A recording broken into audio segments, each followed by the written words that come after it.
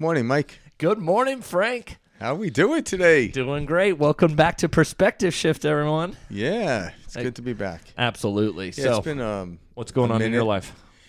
What's going on in my life? Just Karen was off for spring break. Nice. My And wife. you had the birthday. Yeah, we had the birthday and we went to Laguna Beach for for 4 days or so. But yeah, I had a Nice. great time. It was That's really nice. awesome. Yeah. Good Yeah. week. Yeah, it was really good. Got to Good. see some dolphins every morning. Yeah, those videos you showed me were great. Yeah, even in the evening.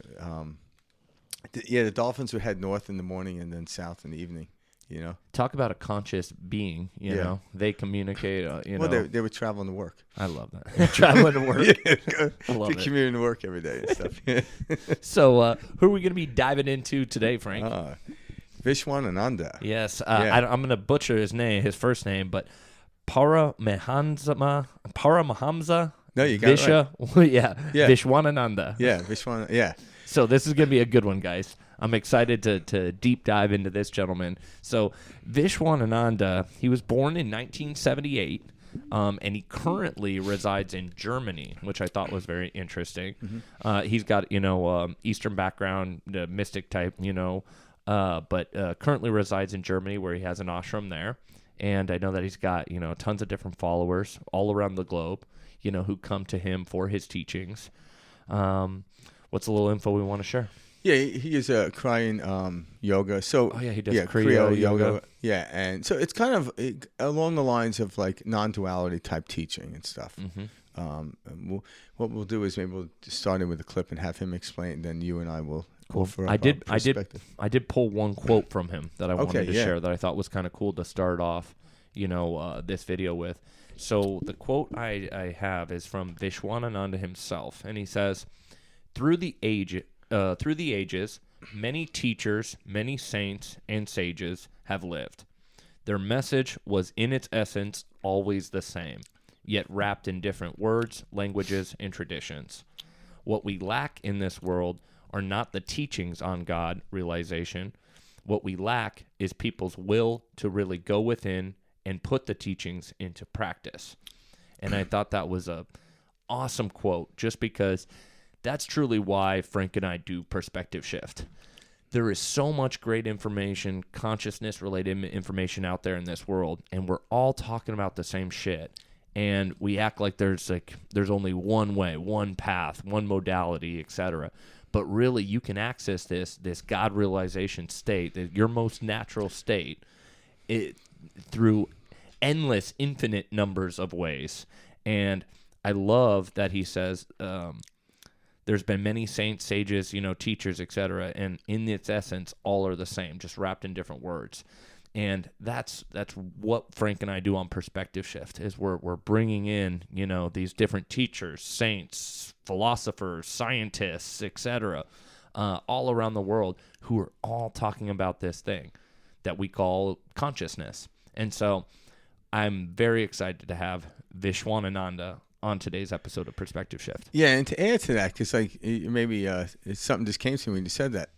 Now is the time not to just intellectually understand the stuff. It's actually to put it into what we call practice. And I look at people ask me, what are your spiritual practice? And my life is my spiritual practice. Yes, I do meditation and different types of stuff, but I do those for more of an experience. But my day-to-day stuff is my spiritual practice. So I don't need an additional practice, so to speak. But what we're learning to do on the show is, and that's why me and Mike talk about this, we're not talking about this to teach people stuff. This keeps me and Mike abreast with all this information. Correct. And we get lost for an hour and a half to 2 hours when so this is part of our practice. Absolutely. And then we just have an audience out there listening, and whether they like it or not, I'm sure, hopefully they do. You're sharing that with us. Yeah, hopefully we're entertaining at some level. But yeah, we're not saying we know anything, but or know more than anybody else, but we live this by talking about this. And then we know when we step out of it,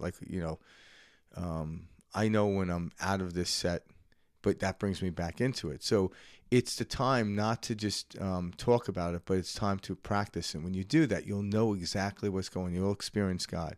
Because at some level in your life, you've already done this maybe when you're younger, but it was more of not understanding what was going on. Yeah.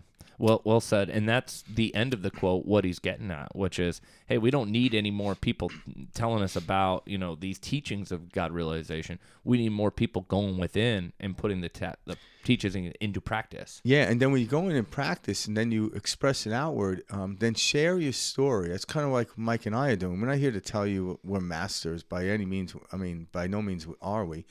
But we're here to express our story to let people know, Mike has a background, I have a background. If you simulate with that background, you realize there's some bit of possibility for everyone to do this. Yeah. There's nothing extraordinary. I've never, fell asleep for 3 days, in some type of altered state. Yeah, I never did that. For me, it gradually came on. But this gentleman I'm about to talk about had that experience. Yeah. He was in a meditation. He went into an altered state, and I think it lasted like 3 days, if I'm not mistaken, to where it looked like he was in some bit of like coma. That's funny. Yeah, that didn't happen to me. Now, on any given Sunday, I might pretend to do that, so I don't have to do work around the house. Sorry, Karen. Sorry. I'll just slip into it. Say, what happened? Like, I went to an altered state. So sorry, I couldn't do the dishes today. Sorry, I was in an altered state. Yeah, she's like, you can tell I get in a lot of trouble. But anyway, but everyone will come at this differently. So, like, there's been sages and yogis and all these people have different experiences how they came to it, but he'll even express it. You don't need to do it. Like, he wasn't working on it. That's what I love about him. He's like, you don't need to meditate. It just happens. But it might happen when you're meditating. It might be happening when you're waiting at the grocery store. And what's that? A realization that you're watching and witnessing the world around you. You're not in it, but you're like a character in a movie. And when you step back, you don't take it on personally. You're just experiencing it. And then you could alter your being, yourself, your persona, your personality that needs to be altered within it. But you become better at this life. It becomes like a game. You don't lose yourself in it. You actually start to navigate through it with these teachings. But once you experience that, and most people I in contact with they just didn't think that's what it was. And when I remind them, because I was reminded, that's exactly what it was. I'm like, so you're already there? They're like, really?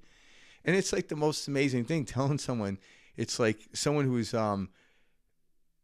moving towards a place, and they're like, oh my God, I'm looking for this place. And you're sitting down, I'm like, you're here. There's nowhere else to go. You now just experience here for the rest of your life, and you'll be great. Yeah. And see, that's the thing. It sounds so simple. It sounds too good to be true. It sounds too simplistic. Yeah.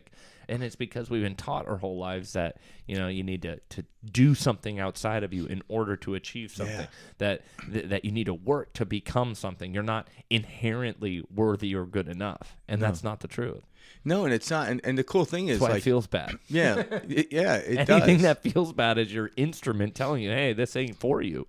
Yeah, it's almost like if I was traveling somewhere and the destination was west of where I was heading east, and I'm aware of it, that would not feel good, right? Yeah. It's because where you want to go and where you are going are two different directions. But east isn't a problem. It's wanting to go west and going east is the problem. So that's what we want to clarify. It's not what we're doing. It's how we feel about what we're doing. Are we moving in the direction of our natural flow? And these a teacher like the one we're presenting will actually show you that you're actually doing everything right. Just move in your direction. Stop following other people's direction. Yeah. Let's jump into our first clip. All right. This is Vishwananda. You see, the point is that why our mind jump what is good and bad, because we have been told always what is good. No? Throughout your life, society have direct you always, this is good, this is bad. In your mind, it is always like that. There's a segregation, there's a complete barrier between the two.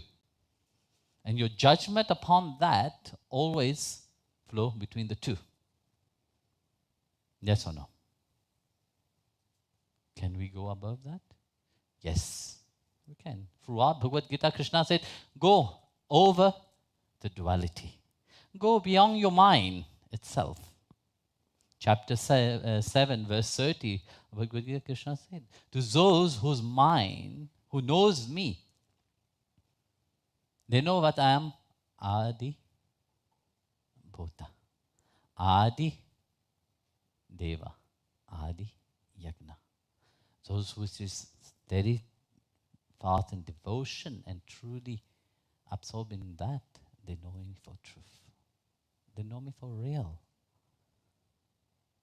Here, Bhagavan, when he say that, he gave a not one type. He didn't say just those who have devotion knows me only. No, he said those who truly call themselves a devotee. That word devotee itself is not just a follower. A devotee is somebody who knows Bhagavan. And those mind is completely different. People in the outside world, the mind is focused always onto the duality, the judgment. This is good, this is bad, this is right, this is wrong. I like you, I don't like you. But the devotee is completely different. Sadly, not every devotee is like that, but normally, according to the Shastra, devotee's mind must know who is Bhagavan himself. If you know that, then you will perceive him. There is no judgment. Things that we see, it is wrong now, in our judgment and our mind, in longer term, it bear always something good. When it happened, it's very difficult to accept. Because our judgment, it is like that. But how it is? I said, no, stay calm. In any situation, just remain yourself. Either in good situation or not good situation, because both of these situations will not last forever. You are happy. How long are you happy? Short time. You are sad. How long does it last? Short time. In case you have depression, then it takes a little bit longer time. But nonetheless, both of them doesn't last for long. So throughout life, what we do, we always jump into this two quality. Happy, not happy. Throughout the day, we wake up being happy. Something upset us, we become unhappy. Because we have not yet mastered our mind. We have mastered everything. You have mastered in many degrees what you learn. Now, you become great doctor, philosopher, whatever you want to be. You master everything. But master of the mind, you have not yet. Well said. I know. Perfect clip to kick this off. Yeah, because every time I listen to people like Vishwananda and other teachers that we present, I always get some new way of looking at it, which helps me get into that feeling. And devotion here is one of those. So we play in this thing called the duality world, but there's really no duality. It's us witnessing it. But when we start and devote ourselves to the essence who we are, the outside world doesn't affect us like watching a movie. Yeah, a good movie will pull you in and do all these things. It's actually based on the premise of how I compare myself. I might like that character or this character. But once we stop pulling away from that, we can simply just enjoy the complete entertainment of the movie without saying, oh my God. And this is kind of what it is most people are trying to figure out their world in the duality. They're trying to come up with a logical reason to why this is happening. Even someone's like, okay, think positively. But that positive thought still has an adversary thought. But when you step back and realize they're just essence of the thoughts that are creating. So if I have a positive thought, then I have to have a negative thought with it. That's the duality world. But when you step back and realize, no, everything is one. And then you go into the world of seemingly acting like an actor does on stage. Then whether you're the villain or the hero, it doesn't matter from that level. That's why I always get like pushback from people at different levels. Well, at different levels, you're explaining it. But if you don't get to that place of inward, you're always going to have that battle, and there's nothing I could say or do to get you away from that. What's the best way we can explain that place of inward? I mean, I would define that as awareness. Yeah, the practice I always have people do, and I've done for me, and it's worked really well. It's actually always works. Is when you're feeling something that you don't like, close your eyes and just give your attention to the feeling. You do it open. You could do it when you're driving a car as well. And then where is the feeling in your body? Not why is it there? Don't ask why, because it's another story. But what does it feel like? And when you're witnessing it, just like as a little child, I would lay on the summer day, or it doesn't matter what the time of year, but typically in the summer day, and I would lay up and stare at the clouds in the sky. And I noticed, like, if I was at the beach and if a cloud moved over the sun, you're like, oh, what's going on? Oh, you look up, and next thing you know, the cloud moves and the sun reappears and it's gone. Oh, interesting. It didn't really bother me. But yet there were times when the sun wasn't out and I'm on the beach, I didn't like it. But what didn't I like? Because I was trying to control the situation. But you realize everything passes. So now when I just witness it, like, oh, now it's something joyful about the cloud covering the sky. And then when the sun came back up, I had to stop looking up, or I would have put my eyes out. And that's kind of how it is. So when you actually go within, when you start to feel disturbance, because when you're not feeling disturbance of peace, you're already in that state. I'll even go in and like, oh, this feels really nice. Oh, well, like, I also want to point out, so like from a scientific perspective on what you were just saying, Frank, I mean, we are energetic beings. We have energy that's moving through us. We're electric, we have this energy moving through. And so often, like that cloud passing in front of the sun, that is a form of energy that's getting stuck within us. And so just basic science, how do you increase the flow of electricity? You have to remove resistance. And so what you did by simply acknowledging and being aware of it and just sitting with it, where is that feeling? You're not creating any resistance. You're allowing whatever that energy may be to flow. Yeah, you also, see what I mean? yeah. And so it's like that's why I relax in certain situations, is I'm like, hey, this energy needs to go somewhere. Yeah. Otherwise, I'm the one pushing it down. I'm bottling it up. And so by sitting, with that feeling and recognizing that feeling, honoring that feeling, and knowing that feeling is also going to pass, it dissipates so much quicker. It doesn't affect you, because the human body is always going to feel resistance, because we aren't the human body. Yep. So without resistance, you wouldn't have anything. You would just be atoms floating around too far away from each other to create any what we call physical experience. We wouldn't have certain senses of hearing, sight, tasting, touch, and smelling. You wouldn't have that. Why are we bothered by the blockage of energy? Like, why does that bother us? Because we get so caught up in it, and we keep it around by going over and over and over. So the human condition in the physical presence is always acclimated and used to change, because change is the only constant. Change is a continuous constant, right? But yet we don't allow it. But yet when you actually witness the physical body, even if anger or depression comes in, it leaves. So when you don't notice it anymore, it doesn't mess with your mind.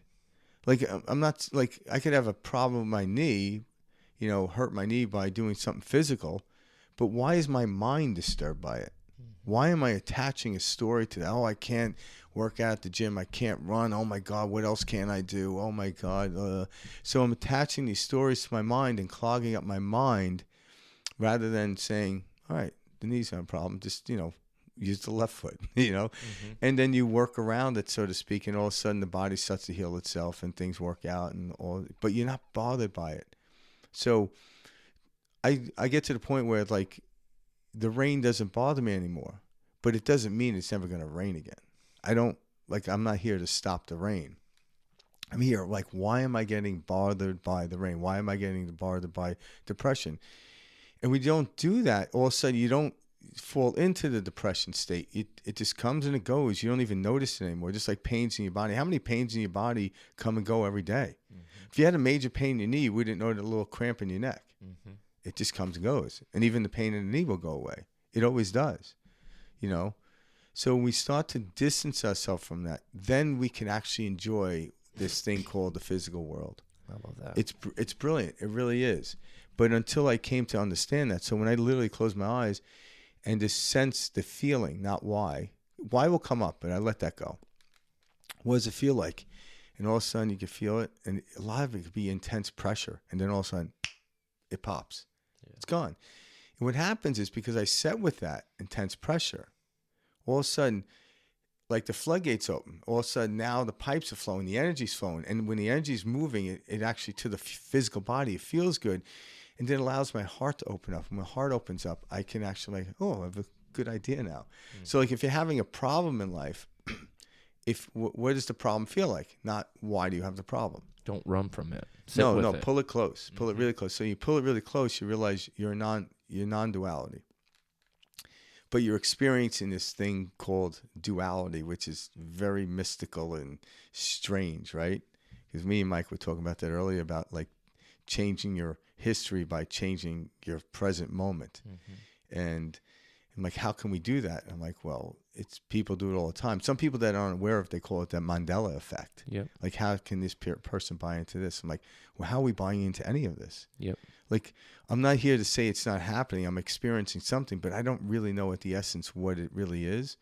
So I sit back and like, okay, if I know what's going on, I'm going to observe. And through my observation, me and Mike are experiencing things through our observation. We're explaining as best we can, but this is our observation. And guess what? Next week, our observation will be different. But there's some fluidity in it. But yet, it keeps expanding. But the one thing I could always come back to, and I've done it as a child but didn't realize I was doing it, and I guarantee everyone has done it, you sit with the feeling. Because I didn't know enough to even conjure up, like, okay, I'm feeling bad. Well, what do you think happened? Maybe it was my sister. I was too young to think that. But I would sit with the feeling, and then it go away, and then, oh, let's go. Back to normal. Yeah, back to normal. Yeah. Or What's back next? to the energy that I think ought to be there. Yeah. Now it's like, no, when those feelings come on, I'm like, okay, it's bringing me a gift. And then when I sit with it, boom, then the gift is shown. And when the gift is shown, then I act out the gift. And then another gift comes.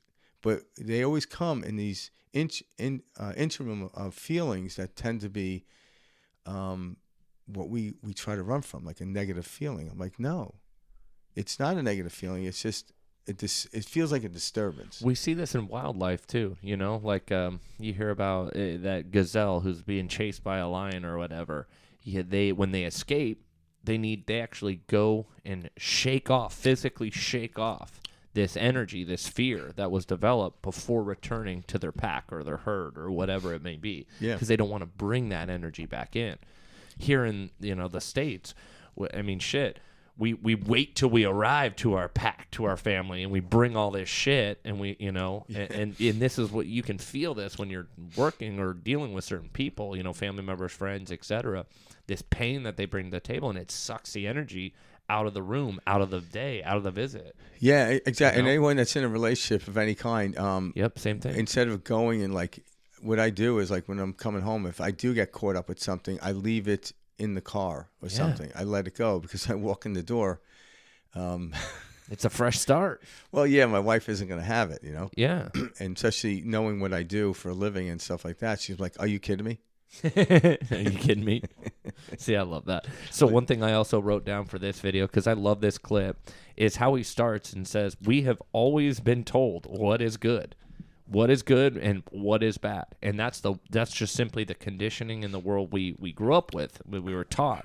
And so it's very funny. We frame everything in this thinking mind, this ego personality that we call ourselves. We frame everything as good or bad. And we're just going back and forth all day long. And I love that because that's the simplest truth.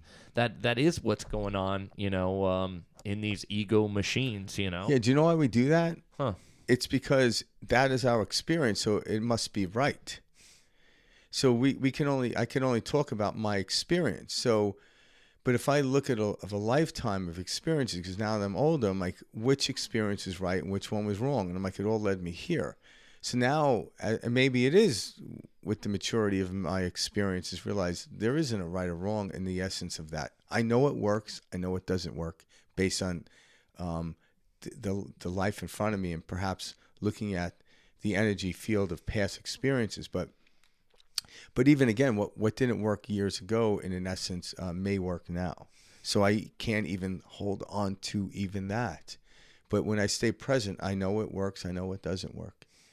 And that's what happens. We get caught up. This is my experience, so it must be right, because why would, because I'm taking ownership of it. But like, no, I don't own the outside world. Just like I don't own the atom that created my body and the carbons. I don't own that. So why would I own anything? I'm experiencing it, witnessing it, stepping back from it. I feel it. I know I'm experiencing something, but all of a sudden things are getting a little slippery. I'm like, what the hell is going on? And that excites me, Two other things that I liked from the video. One was how he said, in any situation, simply remain calm.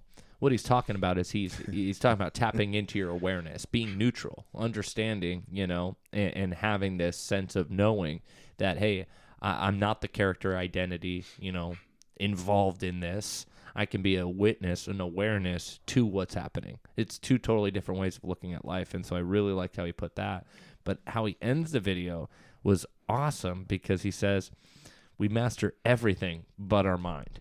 We go to school, we go to work, relationship, all this, we work so hard at mastering all of these skills outside of us. Yet we master nothing within us. We don't even act like it's important to master the mind or master, that experience within. And so that was my takeaway from the first video is, wow, we're giving all of this attention to the outside world, and we give limited attention to this inner experience, this awareness. And we've been doing this how long without good results, or at least this was me on my journey. When I started to understand and hear about these concepts and stuff like that, I was like, all right, I've gone the majority of my life. At that time I was 28. I was like, I've gone 28 years now banging my head up against the wall, trying, working hard, grinding, doing everything that this conditioned Western culture has taught me. And it does not work. Well, what's interesting is, like, you bang your head against the wall, but at some points, without knowing it, you went through a door. Mm-hmm. Because there was something working for us to keep doing it, but it wasn't working at the level in which it ought to have been working. That's why I got to this point where I said, all right, I'm gonna try this. I'm gonna go with it. Yeah, what the hell? Like, why the hell not? Yeah. Let me try. And holy shit, it was like door after door opening, at that point, because I no longer was thinking I needed somebody outside of me to provide a privilege or whatever, hand me money, all of that. I started to go within and say, hey, I'm going to create this. I can try this. And what happened? Holy shit, my entire reality changed. Yeah, you actually realize you're okay regardless of what's happening. Yeah, and just things that you can't fathom begin to happen. Yeah. Opportunities, you meet people, people would call it the right place at the right time. No, it was just I was finally in this flow. I was finally surrendering, not trying to control every fucking thing. Yeah, and that's why we say I was at the right place at the right time. So it seems that way. We always say that. But it's the essence. Yeah, but it's the essence of our feeling. And no matter what, whether it's raining or sunny out, I'm okay. But then when you do that, you slip into these brilliant moments, almost like the feeling of this somber is just the most amazing thing, is excitement. Like, the mind is all over the place. So how do you master the mind? Just sit back and let the monkey swing from the trees, but you just sit still and watch it. Mm-hmm. And all of a sudden, it doesn't pull you in. And then you can use the mind in this experience, and it's brilliant. Well, you start to see it's not pulling you in, and then then there's more buy-in, and then there's more like, oh, this is work, and then it gets stronger, and you're like, what? And so again, it's you got to give it a try. Yeah. You know, this isn't something that you can just be told. And that's what he says in that quote I shared. You know, hey, look, there's enough about these God realization teachings. Yeah. Get out there and try it. Yeah. How much more evidence do we need? That's it. And we're all waiting to we're still collecting more evidence. Still, I got to hear it from one more teacher. You know, maybe this guy wasn't right, but this guy was, you know, and it's like, no, we're all talking about the same thing. Now give it a try. Yeah. And what will happen is throughout time, you might pick up a book or a teacher might present himself, but now they're not teaching you what they're reaffirming what it is you already knew. Yeah. And there's a different essence of that. Like there is no more you need to know. Matter of fact, it's the opposite. I think I mentioned this a couple of podcasts ago, but I heard this quote recently and said, to become knowledgeable, one needs to learn something new every day. But to become wise, you must let go of something every day. So now we're letting go of ideas and judgments onto stuff, definitions of things. Like, why are we defining this? I can't define something that's always changing. How do I do that? How do I define a wave as 6 foot when it smashes on the shore? What's it now? It's gone. But another one will come up, and that one's 7 foot, and that smashes, that's gone. How do I define that? Mm-hmm. But there's an essence to the wave that will continue for millennia, for the rest of our eternity. So that's it. It's an essence. It's not something I could define. And that's a great quote, too, because that's the truth. We've so confused knowledge and wisdom, you know, in the Western culture. That's just plain and simple. We act as if, you know, knowledge is, we need to consume more, learn more, know more, etc. And it's actually the opposite. Yeah. We actually need to start letting go more. And then this natural wisdom is, it's always been there. Yeah. and today's, you know, we know people can look back and say it because now we have, you know, devices like Google that have every bit of information you ever want to know now at our fingertips. And how much happier are you? Yeah. Oh, exactly. Mm-hmm. But know this, the information that does come from the outside world is just a mere reflection of what you're doing inside. So if you like the information, it's coalescing with how you're feeling. It's okay, keep going. That's all it is. It's not here, I need to know more. I'm like, no, you don't. No. You're going to know more experiences. That's a fact.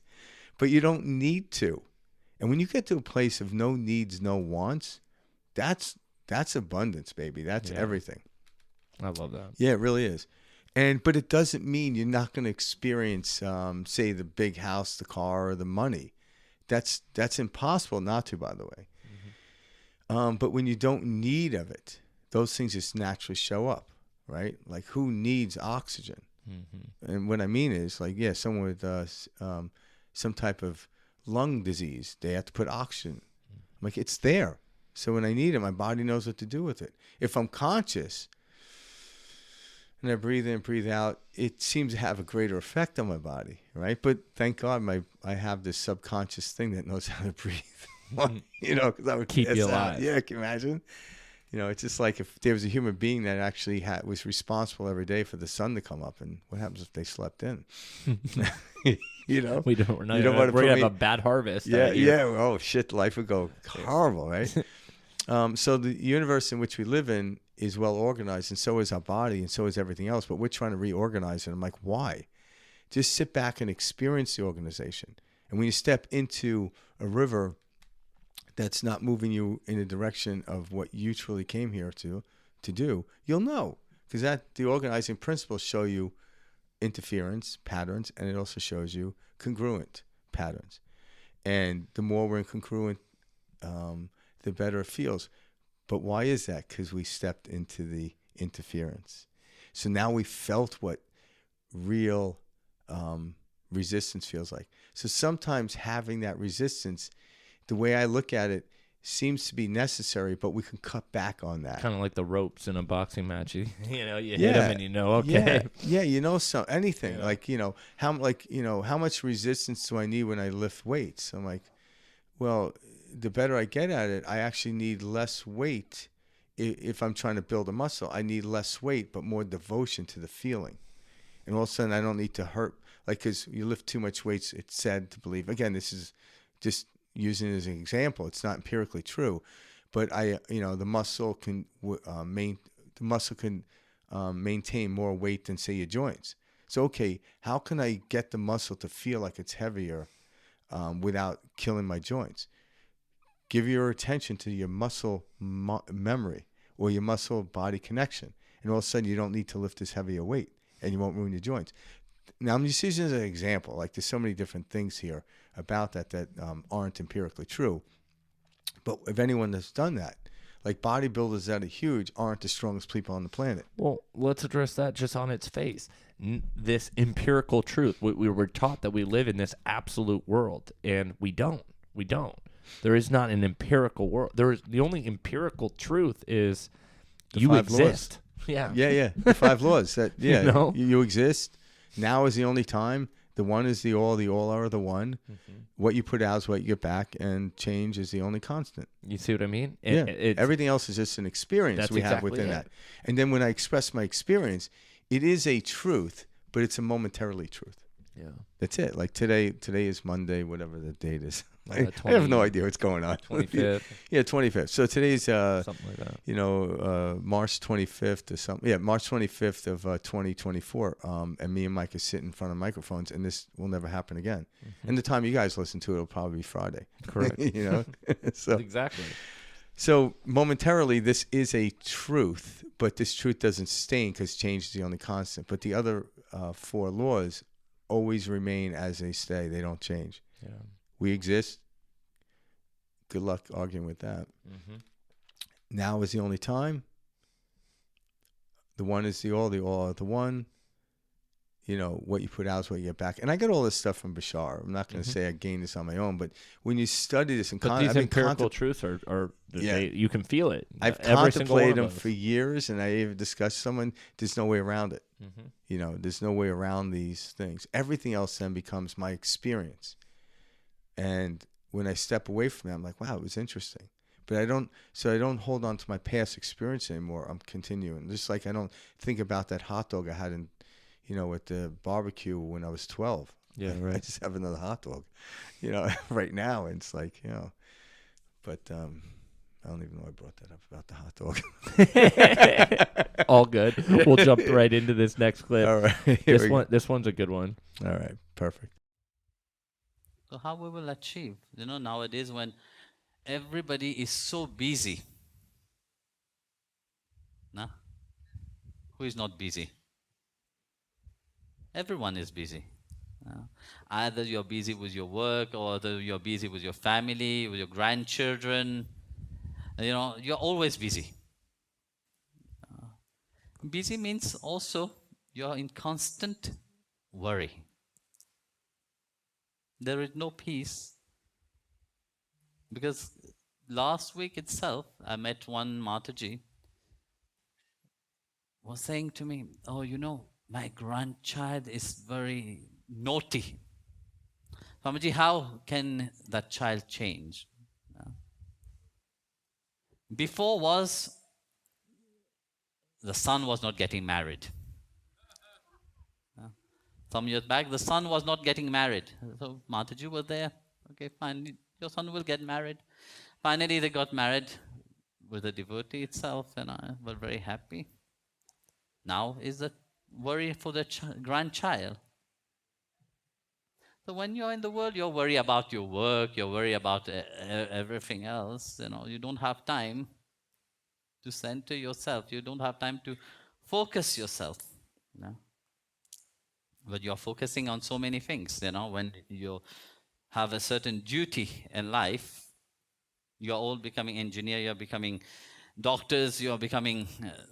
you have that focus. Now, how would you have become somebody without having that focus? But when you come to spirituality, no, I don't have time. When you tell somebody to sit 15 minutes in dhyan, I am very busy, Swamiji. Nah. But in front of the TV, they can sit. Nah. The serial after serial on YouTube throughout. But to sit 15 minutes with Bhagwan, very difficult. Yeah, I'm not telling you that you have to sing big mantra. sit with yourself. Sit and enjoy that peace and quiet with yourself. If it is not for 15 minutes, maybe 15 minutes is a lot of minutes, but 5 minutes. And during that 5 minutes, forget about everybody. Forget about your husband, forget about your wife, forget about your children, everyone. That is the time with yourself. You see, when you don't take time, when we talk about Bhagwan, okay, fine, we go to the temple and worship. But if we don't have that constant practice of making God part of our life, that will not happen. And it is not but once a week when we go to the temple that will work. No. It is not but just in the morning when we wake up that, okay, Bhagwan, now I will make a business with you. I will do my prayer with you right now. Then once prayer is finished, it's done. No. It have to be constant. When Krishna said, it is very easy to control the mind, but it have to be constantly. If it is not constant, it's very difficult. The same, you don't become engineer, you don't become doctors, you don't become bankers, whatever, just like this. It is a constant practice, a constant learning, and constant engagement of yourself into that. So Bhagwan is also the same. We can't attain him by having weekend spirituality. Or only when we have time, we will think about him. Or when we have problem, we will think about him. He want to be part of your life. And how we will make him part of our life is by constant remembering him, by thinking about him. Don't underestimate the power of your thought, but don't underestimate the power of your mind itself. Now, when Bhagavan said that the mind can be the enemy, the mind can be the best friend, the mind can be the object of your liberation. But you have to invite him into that mind. You see, nowadays, people are so stressed about life itself. Everything that they encounter in life, first thing that awake is that stress. Will I succeed in my endeavor? Will I achieve the goal of my life? And Bhagavan said, yes, you will. You have full capacity because I am sitting inside of you. You have full capacity to achieve all aspects of life, whether it is material life or spiritual life. Yep, again, well said. I love this clip. Yeah. So a couple takeaways that I kind of notated here is I liked it because he talks about everybody being busy, and that's the truth. Just if you look at life, everyone is busy, and we often don't remind ourselves of this. We look at it only through our frame, which is, I'm so busy, I've got this going on, I've got this situation, I've got to watch these kids and do this, and we never think about what other people have going on in their life or the stressors or situations that they're under. And so I like that he draws attention to it very simply that, hey, everybody's busy, and that's the truth, and it's just part of this Western culture that was created as well. If we aren't busy with work or something like that, we need to be paying taxes, or I need to be worrying about my health insurance or my life insurance. Am I planning for this? Do I have enough in the event of if this were to happen? We're constantly in this state of worry and stress. And, that is by design, the culture that we grew up in, because it's hard to go within if we're always stressed, if we're always in fight or flight. And so I like that he talks about that, because he says being busy is just constant worry. And the constant worry is what we're trying to let go of. That constant worry is what is keeping ourself in this state of suffering.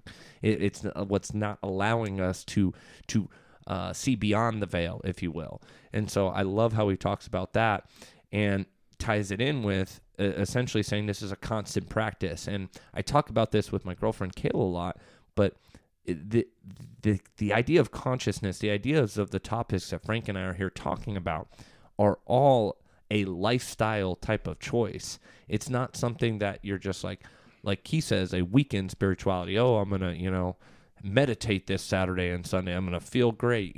It becomes a lifestyle type of practice.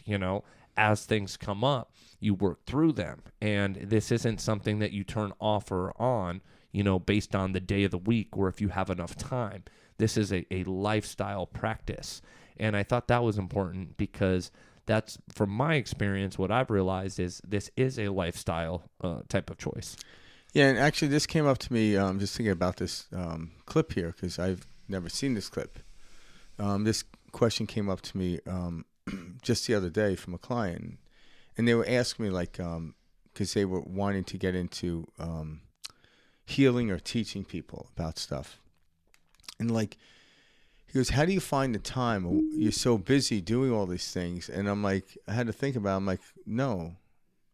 I'm like, I just do what I enjoy doing now. Like years ago, it was that way. Actually, years ago, it was a badge of honor to tell people how many hours I worked. Right? Yeah, it was crazy.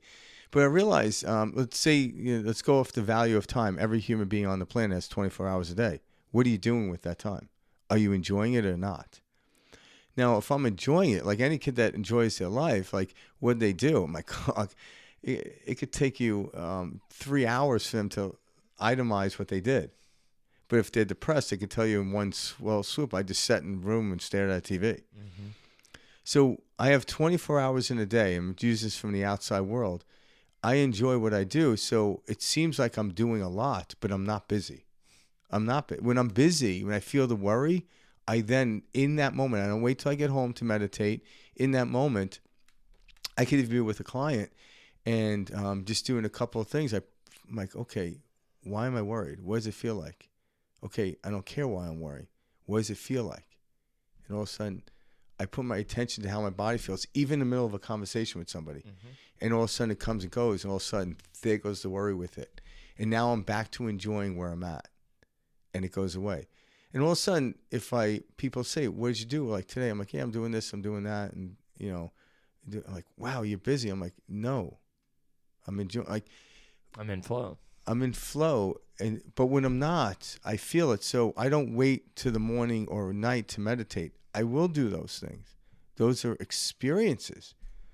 But just like I don't wait to go on vacation to be relaxed. I relax when I feel myself not relaxed. I'm so used to being relaxed. I'm like, okay, go back to the body. What does that feel like? Go back to church. Go back to God. And then remind you, oh, yeah, okay. And then you go back. So everything you do, you could run a Fortune 500 company.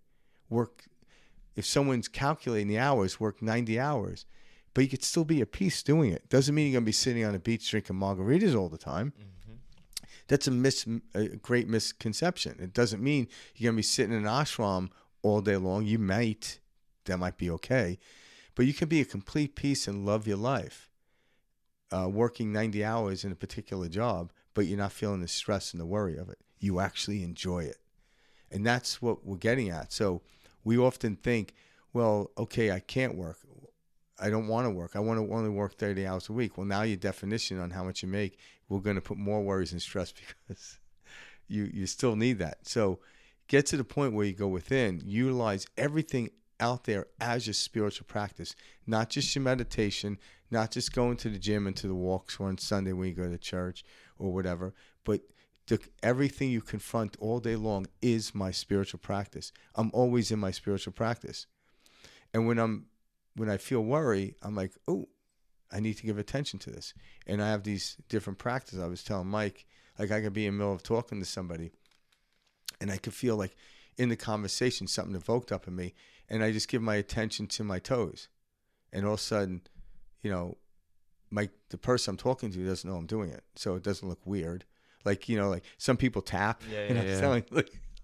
You're gonna look crazy if you're talking with somebody and start tapping. Yeah. Tapping works if you're by yourself. So I created these modalities, if you will. They're not necessary either, where no one knows I'm doing it. Mm-hmm. A lot of times I'll take my hands and do this, and I'll just rotate and feel my fingertips, I can still pay attention to the conversation, but now I'm consciously doing this. And all of a sudden I could feel the essence of my body, and I could feel it, and that energy starts to flow, and that essence of worry goes away. The thing that triggered the worry didn't go away, but I'm not worried about the thing anymore. Why? Because it's not mine to hold on to. Mm-hmm. I can't control what's going to happen a year from now with my business. Mm-hmm. Why am I thinking about it now? It's ridiculous. It really is. And then what happens is, in that, I come up with new ideas to stay ahead of the game, what people will think. But I'm not I'm not like thinking I have to do that. The universe is already doing that for me. So the universe, when it says make a right, I make a right. And I'm like, oh, it looked like if I didn't make the right, the business would have went downhill, but I did this. Or maybe it was time to move on from the business. There's all these different things that can happen. And I even slow down the definition of this is right and this is wrong. But I go back to the essence of how I feel. I know when I don't feel good, and I'm stopped blaming the outside world now. I still get dinged, don't get me wrong. But now when I get dinged, I give it attention now. I don't wait till I get home to meditate. So I walk in the door, and I'm like, Karen's like, hey, how's it? Like, I need to go into the my own ashram and go meditate. Leave me the freak alone. But seriously, yeah, that's what would happen. That happened to me. I would do that. I'm like, I need to get home and meditate. Mm-hmm. And then I'd run home and meditate. And then if the proper candle wasn't there, and something went wrong or whatever, it was like, my whole routine is thrown off. Yeah. My neighbor's playing their drums, and I'm like, damn it, I'm trying to meditate. Yep, of course. And those little things do pop up. They do. Yeah, and that's the whole thing. Yeah, we used to have a garage band back here. Oh, did you? Yeah, it was like crazy. Yeah. And I Liz Karen's like, oh my god. I'm like, I remember as a kid doing that. Like, me and my friends would play and shit like that. I just realized the neighbors probably hated us, but just realized it. Yeah, you ever do? Because you're actually in a real band. Yeah, so like, I was gonna say I did the garage band thing very well, and I know neighbors didn't like it. What'd your parents say?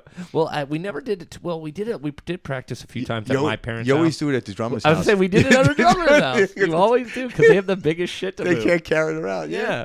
So we used to do it at our drummer's house. Yeah. That's exactly how it goes. That's funny, because I remember, like, I just played around a couple of bands when I was younger, but nothing big. But I remember saying, like, the drummer's like, all right, we'll come to your garage. It's like, you can't carry this. That's exactly the way. It's like, hey, dude, I got the most to set up and break down. Yeah.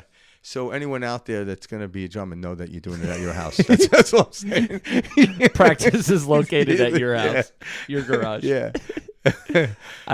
I wrote down one other thing about this last clip that I thought was great. Was he mentions that we only turn to spirituality or turn to God, when we have a problem, and I bring that up because that very much so was how I lived the first half of my life. Because I went to Catholic school my whole life. I was raised around God, etc. But the only time I prayed was when something was going wrong. I never prayed to give thanks. I only prayed when I felt things like I needed help. I needed help controlling a situation. Hey, I can't control this anymore. I'm trying all my hardest.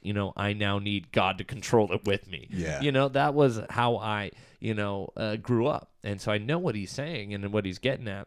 And everything changes when you're coming from this place of within. And now, I give thanks and I have gratitude for my family, my relationships, everything, my business, people I run into.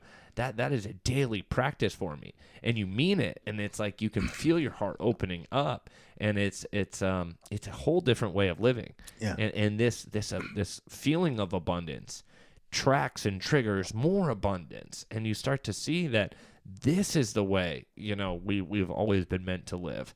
We have not been meant. We were not supposed to live in this fear and this worry, this constant worry, and it's the only thing that constant worry is good for is business, Yeah, and present it this way, because I like the way you presented that. Look at it this way: make God your best friend, right? Now, if you only called up God when there was a problem, just picture yourself having a best friend, and the only time they called you when they was moving and they needed you to move the furniture for them, or they needed money. They never just sat with you just to have a conversation that there was nothing doing. So we look at God as a genie in a bottle. I'm like, no, stop doing that. sit and listen and converse with God and just listen to God within yourself, regardless of what's happening, and you'll have a greater relationship. I don't need anything from God. Why? Because God gave it already to me. It's not like, oh, I need this. I'm like, if you needed that, you would have had it already. And God would be like, you're sitting on it. Just get up and you'll find it. For the love of God, why am I friends with this person? Truly, though. Yeah, so picture yourself as that annoying friend and stop doing that. Because that's a good way of looking at it. I don't want to be that annoying friend to God. God has given me so much in the essence of this universe. Now I'm here to experience it. Now it's like, I like to high five. I'm like, that was cool, God. But seriously, thank you. Yeah. Begin to give thanks, and have that's the key. Yeah. Actually, feeling these feelings prior to anything even happening, giving thanks for everything that you have all around you, even though, there's still stuff out there that you may want to experience. There's so much to be thankful for, even in dire circumstances. Yeah, you can't help not to experience more. It's impossible not to. It is. You're going to experience more, just like you're going to breathe more oxygen, eat more food. It's going to happen. Now, when we devote ourselves to how we feel, we end up breathing consciously. We end up eating consciously. We end up working consciously. That's all that happens. You're aware of it. I'm like, yeah, I'm not going to eat that food because this all plays into it. But we have to first go within in order to express the outward. But if I'm unconscious and I'm eating what everyone tells me is healthy food and wonder why I'm not getting healthy, I'm like, it's a complete kit. But if one part is missing, the whole thing isn't going to work. So my essence of it, I'd rather be in peace and eat a donut than be aggravated and eat broccoli, because my body can get rid of the essence of the donut, and as we look at it as donut is something we ought not to eat. But my body will know how to get rid of it because it will flow quicker. So, but now if I get into the essence and then I eat food that continues that, perpetuates that, now I'm in the flow. That's what people get mixed up with diets, No, it's not the diet, it's the essence of who you are. But then it's not going to occur to you to eat a certain type of food. Correct. Yeah, and that's as you start to feel better, you'll think different. Yeah, and just things like that we deem good. Yeah, when I'm in a perfect essence, it's not going to occur to me to say something nasty to somebody. It wouldn't come out of my mouth. But when I'm not, things come out of my mouth. And I'm like, oh, why'd you say that? I'm like, because the only excuse I have is I was in a disturbed state, and rather than catching it, I left it. The other thing I liked he talked about was the mind. So the mind is a brilliant tool. It's an amazing tool. But if you're trying to screw in a screw into a wall using a hammer, you got the wrong tool. You're not using the tool properly, and you're hurting yourself, and you know that. So when we actually start thinking that everything is happening, that we know it's happening, we start to use the mind improperly. But when we actually go to the higher level, go within, we actually start to use the mind, and the mind doesn't grab these, what we call negative thoughts. It just lets them go on by, because they're not ours.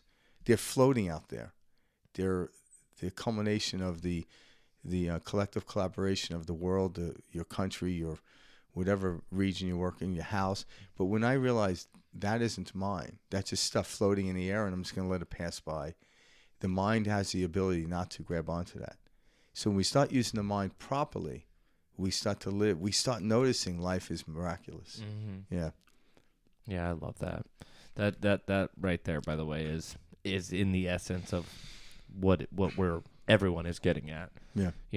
There's these thoughts that like from the hive mind, like you're talking about. There's this experiences, but you when you start to tap in within, you start to realize that those are not your thoughts, that they are thoughts that you're experiencing, and that just like the wave, just like the clouds, it's passing through. Yeah. But we hold on to it and we say, this is my thought. I should have never had this thought.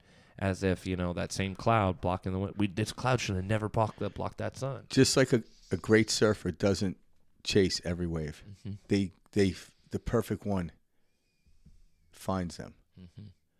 Right? Because imagine they had to ride every wave in. Think about how neurotic a surfer would be. But they sit on their board, once they get out beyond the break, they sit on the board, and all of a sudden, you'll watch them, and all of a sudden you see them get to their belly. Something hit them like this is the wave. And all of a sudden they start, why that one? They're part of it. I felt it. They felt it. It was just this brilliant thing. And they all of a sudden they just paddle a little bit, and actually go, it's effortlessly. Now the ones that are always kicking it, like in the beginning, like I've surfed a little, to understand it, but I love watching it. All of a sudden they're furiously paddling. I'm like, maybe you weren't meant to catch that one. But the ones where they do like almost 3 to 4 this arm, and they're in it, and they get it, I'm like, there's an essence there. It's the brilliance of life, is how to surf with what's happening, not trying to control every wave and try to be part of every wave. Let it flow by. And then that one thing that takes you, go with it. And I liked how you said that, it snuck that in there, but like you're one with it. We're one with this entire experience, and don't forget that. Yeah. Unless you're trying to chase every thought. Yeah. Now you're neurotic. And then, because every thought can lead you down a different path. But is that the path you want to go down? No. I'm like, let that wave pass on by. The perfect wave will find you. It will. Yeah. And the better you get at this, in the beginning, you're going to catch a lot of shitty waves. You're going to paddle a lot. You're going to, okay, I got a little ride. And over time, it's like, oh my God, you keep doing it. All of a sudden, people, how'd you know? Like, I just felt it. That's a wave will say, I can't explain it. And then once you do it, like, oh, I got what you're saying. Then they get out there and it's just perfect. And then you watch a really good surfer. It's like, that's art. And they can't write it down. They can't explain it. You just have to experience it. And that's how life is. So, yeah, at times you're going to hit wrong waves. You're going to wipe out. You're going to try to capture every wave. Okay, do that. What have you learned? Not to do that. Be patient, or what we call patient. Be in the essence of who you are. When you go in and start feeling your body, know what happens. The first thing that happens is your intuition picks up. That's the radar that says that perfect wave is coming even though you can't see it.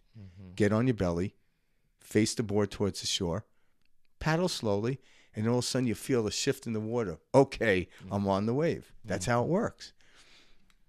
Everything in your life should be that way. But in the beginning, it's going to seem rough. You're going to wipe out. Who cares? Get back on, surf back out. Paddle back out, and do it again, do it again, do it again. Next thing you know, I'm like, holy shit, I'm a surfer. That's it. But don't expect to do on the first time. I've never met a surfer that got it the first time.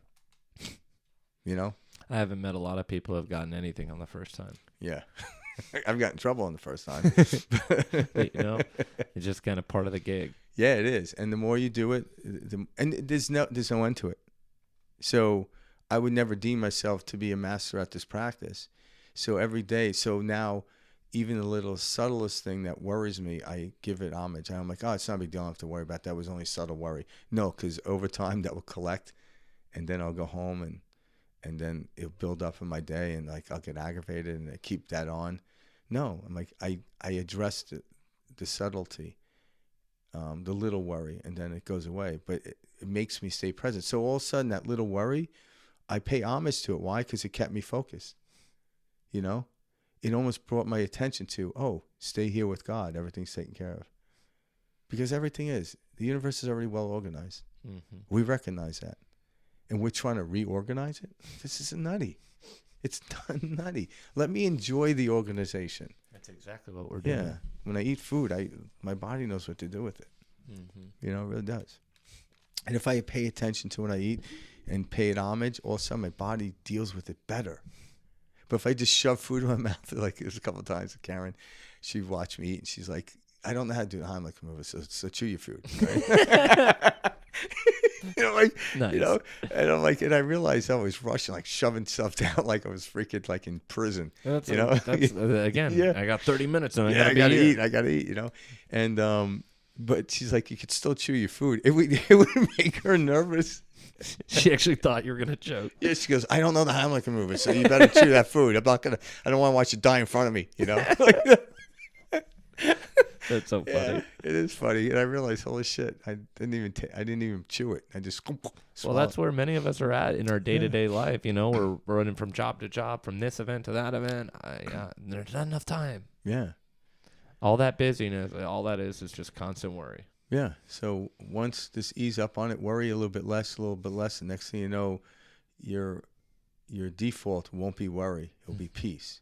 And then you'll slip into worry. And when you slip into worry, it's like, oh, I have another opportunity to get deeper into peace. And that's what we're all looking for, is that level of peace. We think we're all looking for money. I mean, that, at least in the Western culture, because we equate, okay, if I have enough money, I don't have to worry about any problems, and then I can finally relax. And that will happen momentarily. Like if you are worried about money and you get money, momentarily, you don't worry about it. Because even if you won the lottery, momentarily you don't worry about money.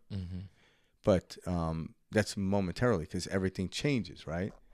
Well, but within, like the deepest part of us doesn't change. Yeah. The viewer, the witnesser of that never changed. So when you go back to that seed, that's when you can watch everything change. Like, oh, that's interesting. Oh, I like that. Oh, that's wow. See, the paradox is, like, I remember trying this and learning this, and the less you worry about, let's say, money, the more you have of it. And the more that comes to you. And that's what I started to realize. Yeah, and the reason you have more of it, because now you're no longer comparing. You have excess of money, what you need in the moment which you're in. So that's not even like people say, I have more of it. Like, well, how much you have? I'm like, well, that's not, it's all relevant to what I'm doing. So in other words, when I go out to do something, everyone could look at how much money they have stored away. I'm like, do you need that money right now? Like, no. Okay.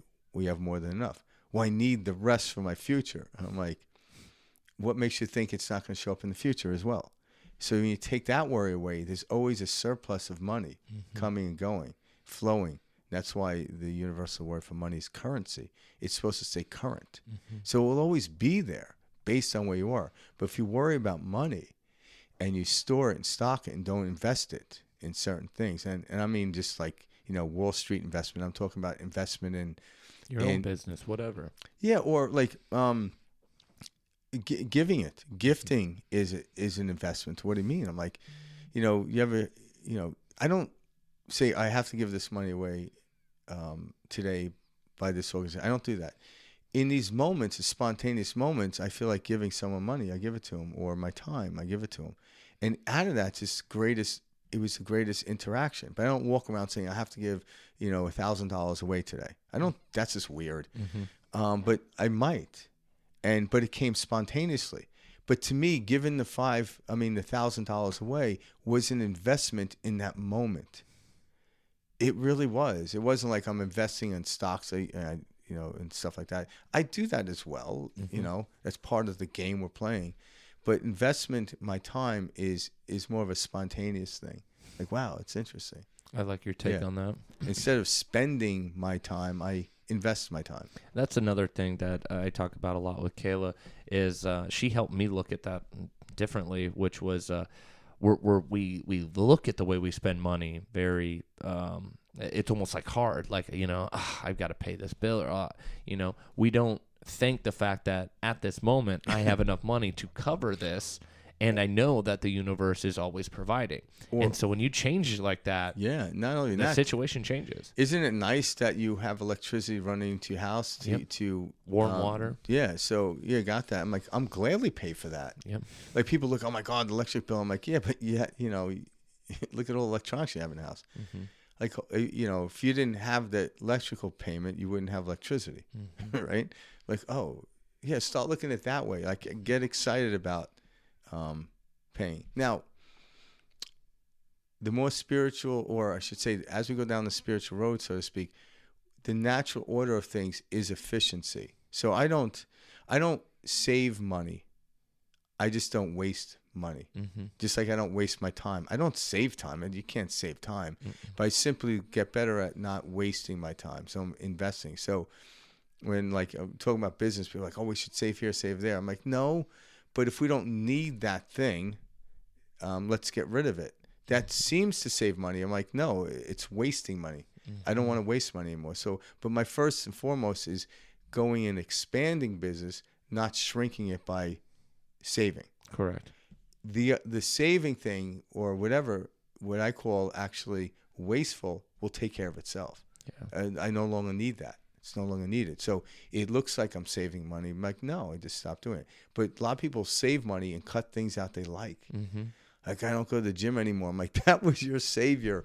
Like, why would you do that? I don't do this anymore. That was what was giving you more business. Well, I need to save money. I'm like, that's It's the wrong way to go about it. We were taught completely backwards Yeah. about how this experience works. We were Yeah. taught that we're separate, we need to save, we need to hold on to things. And that's not, you're stopping all flow. So you're literally putting yourself in a worse spot in this situation like that. And it looks exactly the same when someone is saving or getting rid of stuff as people just allowing it to go because they no longer need it. So like when you look at like minimalists, so if you take minimalists at its viewpoint and literally people start getting rid of stuff, I'm like, well, wait a minute. I'm like, why? Well, the minimalists say I only should have 6 items. That's all I need. I'm like, all right, but which are the 6 items? I'm like, so what do you, like when you look in your room or whatever, what aren't you using? Get rid of that. It's easy. But if you have to knock it down to 6 items and like, well, how do I know what the 6 items are? I'm like, yeah, over time. But if you think you need that thing you haven't used in a while, that is drawing your attention. So every time you open your closet, you're like, oh, one day I'm going to do something with that. Now, all of a sudden, you're walking out your house and you're thinking about what I'm going to do with that, what I'm going to do with that. All of a sudden, you just give yourself a headache. You really do. So becoming a minimalist in that sense is getting rid of stuff that's no longer useful at this moment. Yeah. But you don't purposely get rid of stuff. They just naturally fall away. Yeah. Yeah. That's great. Do we have another clip? Yep. Because you see, very often in our mind, we think, yes, we have to do something to come to the point of realization. No? We have to do that. We have to do this. We have to do that. No, it's not true. It happened in a fraction of a second. The least you expected, then it happened. What you do for your sadhana, what you do for your spiritual practices is just purification. You're purifying yourself.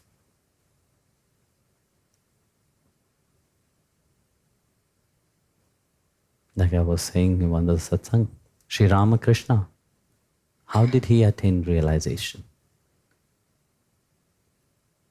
He was just walking in the field when he was young, looking at a crane flying. Just at that precise moment, he felt into that deep ecstasy, that divine bliss inside of him awake. Just by observing a crane flying. Did he do any sadhana? Did he do any great penance? No. It just happened.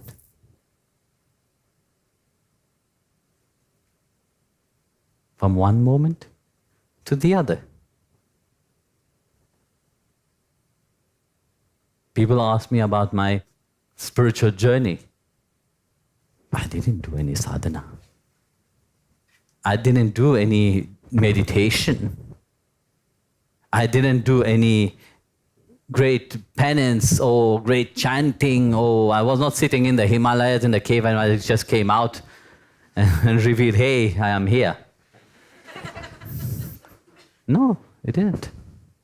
I just woke up 21st April 1994. Everything have transformed for me. Everything, it was a new reality.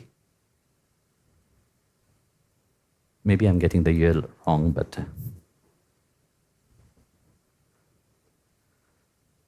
so it was a different perspective of life. I remember I told my mom, I don't want to go to college anymore. That kind of life is finished. There was a certitude and that clarity. It didn't happen. It just happened just in a fraction of a moment. Not through any sadhana, not through big, deep meditation or anything else. And that is the moment which you are waiting, to happen. And it is there. Bhagavan have not called you on this path. Bhagavan have not given his name just because it is in vain.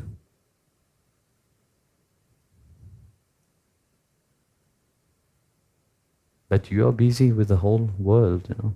You are busy with your own pride and ego. You are busy with your own selfish happiness. But you can't see the bigger picture. You can't perceive, but there is a purpose behind that.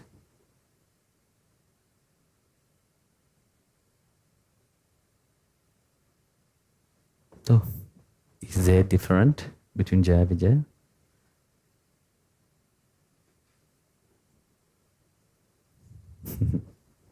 They knew. They never forget about it. That's why even being an enemy of God, they're constantly thinking about Him. Maybe with not the same mood, but that's what attract Bhagwan to come here.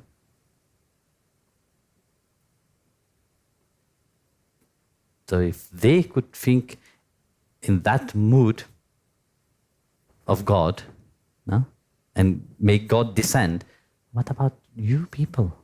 What is the defect inside of you that God doesn't manifest for you yet?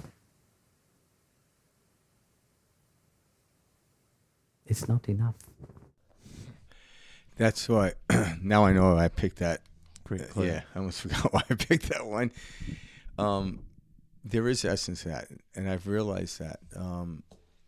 Like I told you this earlier in a conversation, didn't know we were talking about it again, but I remember as a child, I think I was in the 5th grade, and this moment will never leave my mind, unless I get Alzheimer's. But I remember sitting at my classroom, staring out the window, and I just noticed, it was like, must have been around springtime or whatever, and I saw a squirrel in a tree, and next thing I know, my teacher is screaming louder and louder, like, Frank, and I just fell into this place. Well, the squirrel disappeared. I don't know where I went, and I don't know how much time passed. It might have been 10, 15 minutes because the bell already rung, kids were leaving, and I heard the kids laughing as I walked, because they're not going to sit and wait for me to get out. Like No. they're out the goddamn door. Yep. And I realized, like, where the fuck did I go? Yep. I didn't use that language when I was in 5th grade, though. But Pops. But seriously, Yeah. it's those moments. Yeah, and what happened is I didn't understand what happened because I was really young. So most people are waiting for that moment to happen when it's already happened. Like, These moments of bliss. These yeah, moments like of when I knowing. went through this whole thing, I started, 30 years ago, I started meditating. I was looking for that thing, went here. I'm like, I didn't do any of that shit. I just saw a squirrel out the window, and I just slipped into this. I don't know how long it was. It couldn't have been, too long, but it was long enough for me to feel this essence of whatever the hell it was. It just felt amazing. And, but now I'm trying to chase it through doing things. Meditating, breathing, doing all this stuff. And it doesn't happen that way. It just happens. Now, meditating and breath work and all this stuff are experiences that I enjoy. And then, but yet when things happen, it's like, it's just like his story was the guy was watching a bird, crane fly above, and boom, it hit. I saw a squirrel. But that's exactly it. Yeah. And we know different awakenings to situations like this have occurred in the past. Remember Eckhart Tolle? Yeah. Oh, yeah. His laying there in bed one day, and all of a sudden, who's the one aware of this voice saying, I want to kill myself? Yeah, it was weird. Like, what is that? Yeah, when he told the story about when he was, I think he was like 6 years old, which is very interesting. They were working on his house, so he had a 3-story house, and they had scaffolding on the outside. And he already at those ages was struggling and thinking about suicide. And he said, if my day gets so bad, I could climb up to the scaffolding on the outside, the top, and just jump. He already had that thought, which is very like, wow, at 6 years old, that's something that, my parents had a 1-story house, so it wouldn't have worked for me. But I would have just broke my Something leg. that didn't pop into your 6-year-old mind. Yeah, we need a bigger house, people. But I can't even kill myself off this roof. I'm gonna hurt myself. Then you're just gonna make fun of me for doing it. That's funny. Yeah. But it was weird. But he found comfort in knowing that he can end it, which he didn't. And then one day, I think he was at university or just shortly after, he realized, wow, it's just a voice in my head, you know? Which is yeah, great, you know, that's exactly the Yeah. experience we're all kind of going through. So everyone's trying to do all these practices, trying to get there. I'm like, do the practice for the mere experience. Don't try to get anything out of it. Hang out with someone, have a talk with someone. Don't try to get something out of it. See what comes from it. But everyone's doing these business acquisitions. Oh, I think that person has money, so they want to be friends with them. I'm like, it ain't going to end well for you. Be their friend because you just want to be their friend. Like, think, like, you know, how many times have you, like, you were telling me the story earlier about the gentleman that was into past life aggressions. And, Yeah. you know, you and Kayla are really, you're actually practicing that stuff now. And then, like, you call them up, hey, I'd like to get together with you and your wife. And the guy's like, oh, it just so happens I need to buy a house. Yeah. Like, you know, Mike wasn't like, hey, I need you to buy a house, so you want to hang out. Yeah, Totally. Yeah, you want to share some exciting stuff. You weren't trying to push anything on him. You wanted to share something with him, and in return, he shared with you and like, oh yeah, we could sell a house, but I'm more inquisitive. You guys going out to dinner and you know, talking about this concepts like what you and I do on the air every week. But then some other transaction naturally happens that it benefits both people. But if you're only looking, what does that person have for me? What does God have for me? Like, it's not going to end well, because once in a while God will give you a little pittance and then take it away. It seems like that way. It's never taken away. You're just now demanding, like, it's got to be this way. And God's like, oh no, my little silly son. Yeah. It doesn't work that way. Correct. And when you're in the giving position of giving your time, giving your energy, all of a sudden you receive so much, and devote yourself to that. Trust that it works, and you'll see. Yeah, meditate, breath work, you do yoga with all that stuff, but do it for what the experience. Don't try to get something out of it. Have no expectation. And then it's like, wow, that's crazy. It's that no expectation that leads you to this path of realization. Expectation is the killer of the feeling. You know, it's like, if I do this, I'm going to get this. And when you don't get that, now it's a waste of time of this. And that's where a lot of people go, you know, with like meditation, for example, or manifestation or affirmations. Oh, I'm going to do this, and I have to have it happen this way. And then it doesn't happen exactly the way they want. They go, this doesn't work. But that one meditation you had back in '92, that was great. You're still looking for that one. Like, oh my God. Well, because then you were like, hey, I don't know what this is. I want to give this a try. And you have this blissful, great experience because there was no, thing you were trying to achieve or get out of it, or, all of the above. Yeah. You know, what's your 5-year plan?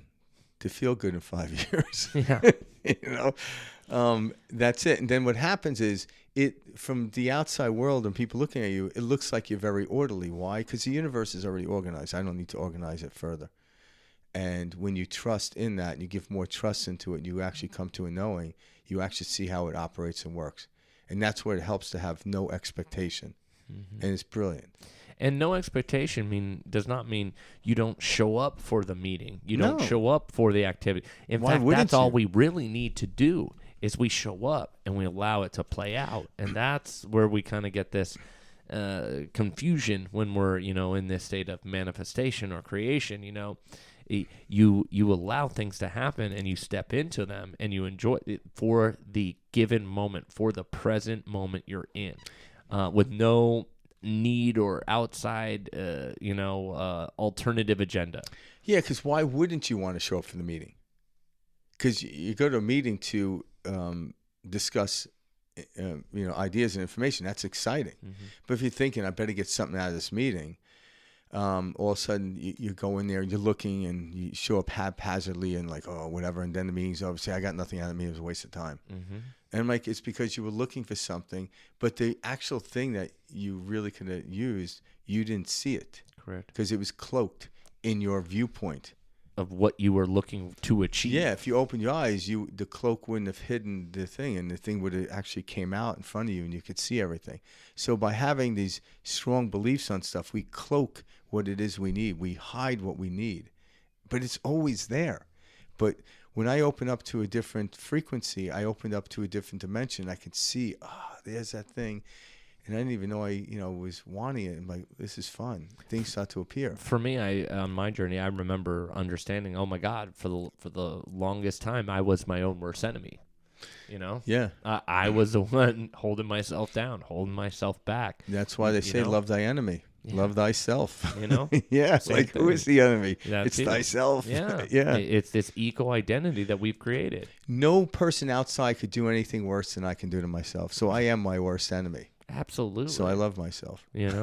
As you should. So I was watching this movie last night that the same client Frank was referencing was talking about.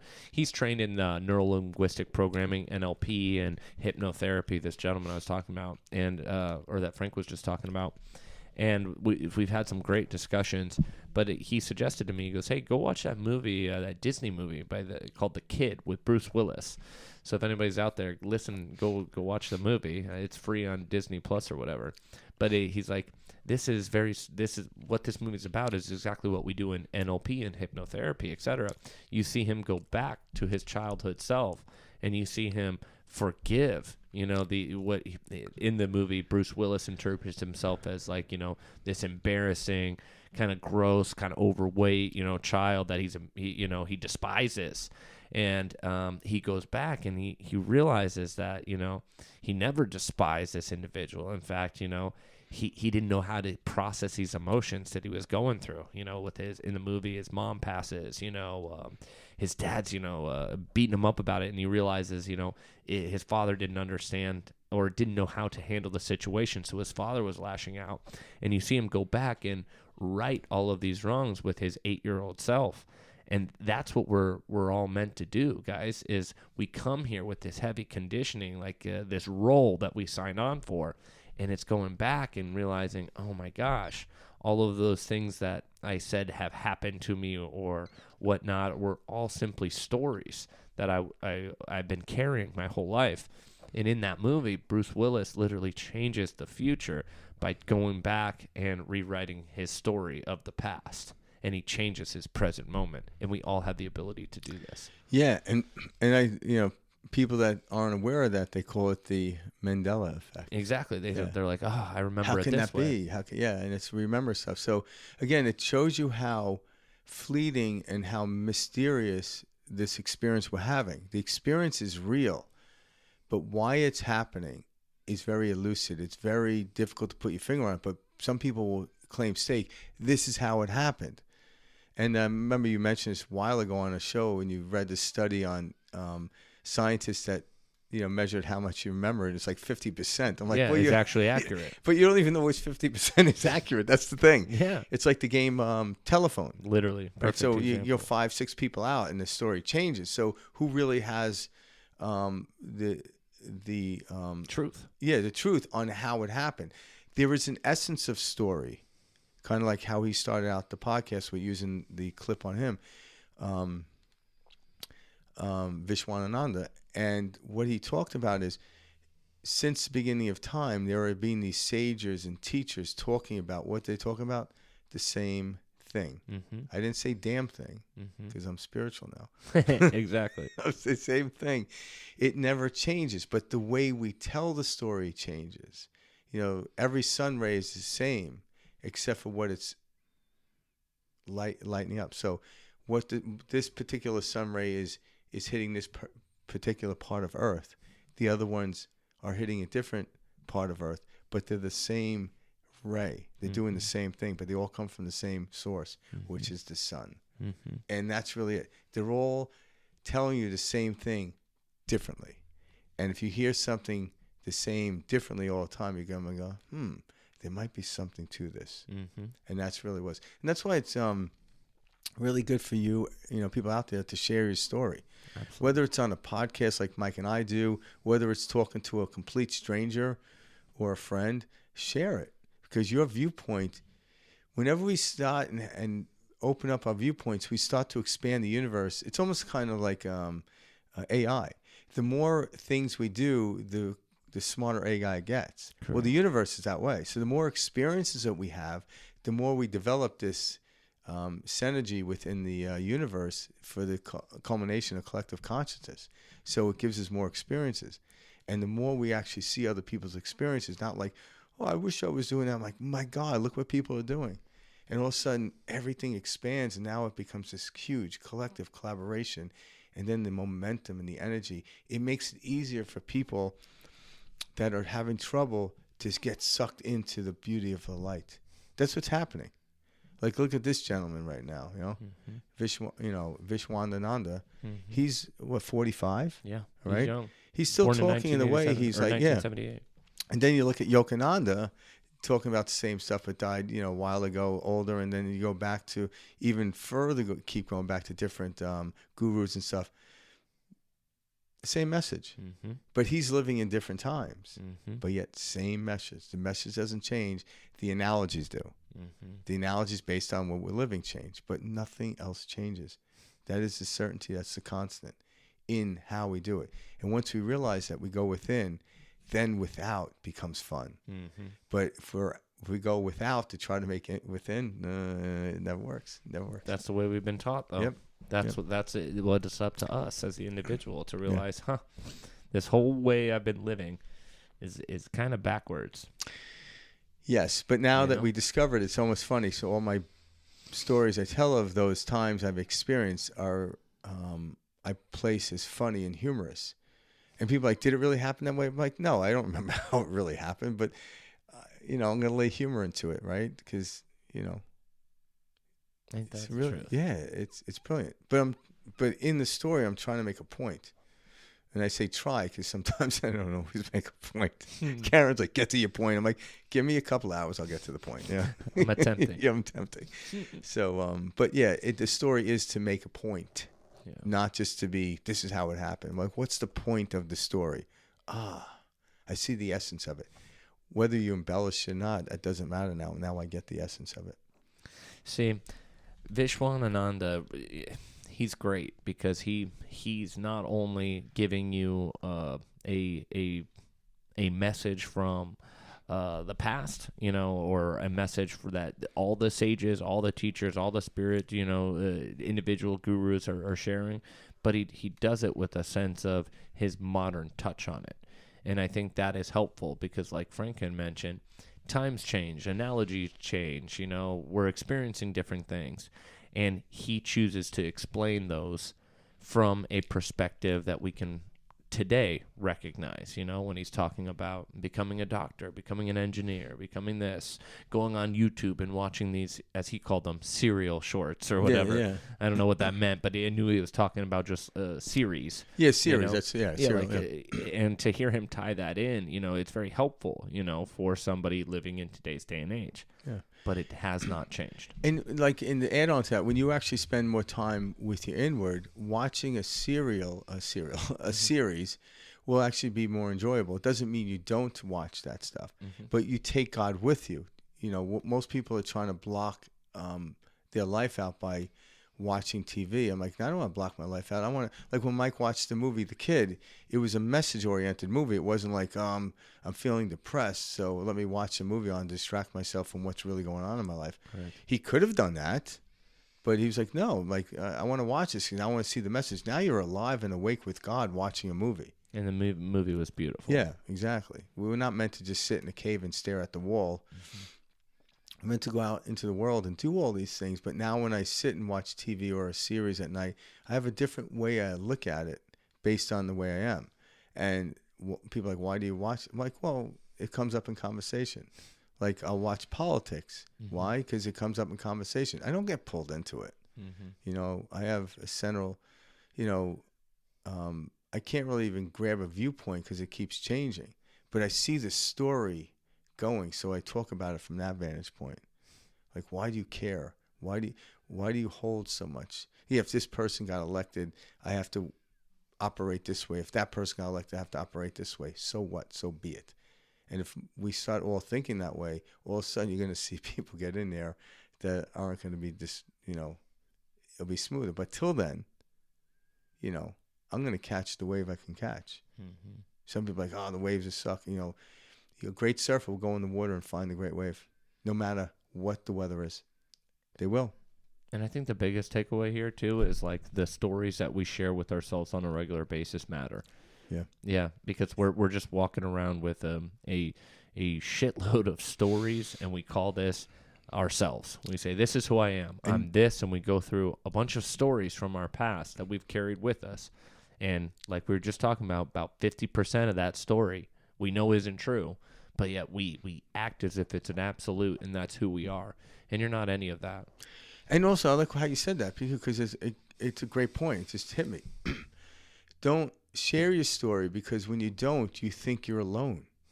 But when you start to share your story, I was like, oh yeah, now you realize you're not alone. You're tied into this infinite stream of energy called God, or whatever you want to call it.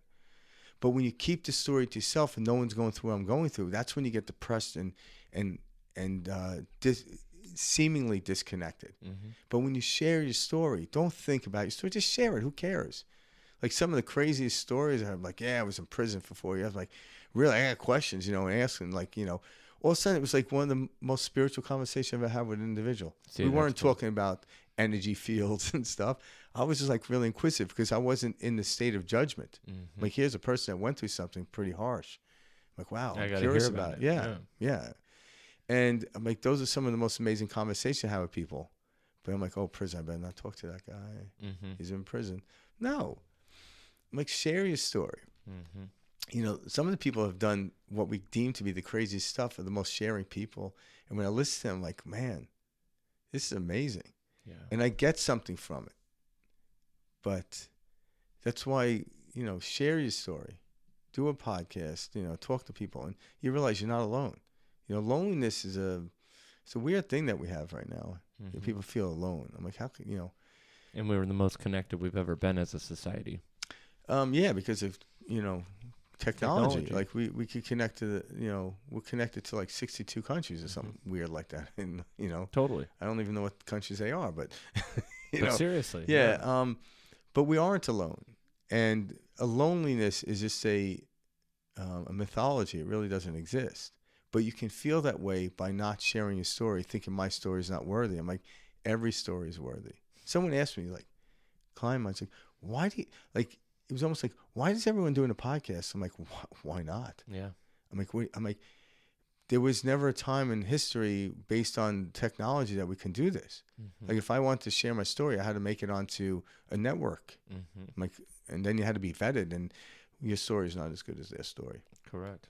No, but somebody is going to connect to Mike and I's story. Somebody's going to connect to somebody else's. One isn't better than the other, I don't by any means think my show is better than anybody else's. I don't even look at it that way. But it's we're out connecting, and me and Mike are connecting. That's why we're doing this. We connect every week by doing this, and whatever comes of it, and we share it. And if it helps somebody, great.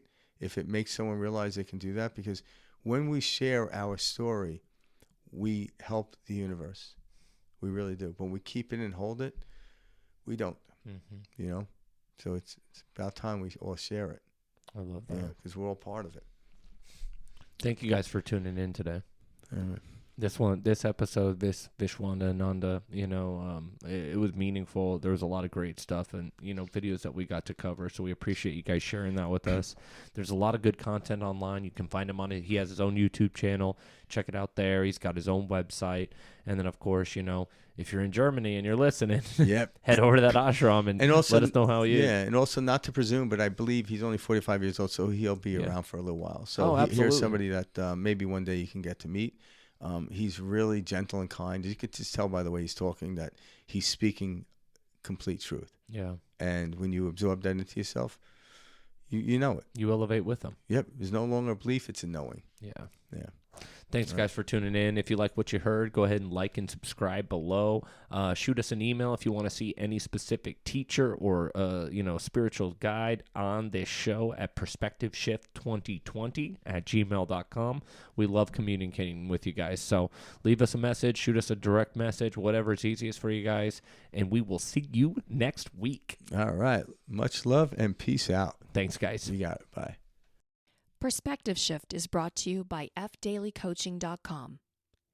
If you're seeking assistance to help navigate you through a difficult time or feel challenged to reach your full potential, Frank Daly can guide you to a perspective that will allow you to utilize your imagination and experience a more fulfilling and satisfying life. Frank has been working with people for over 20 years as a coach, helping them understand the power they have to transform their lives.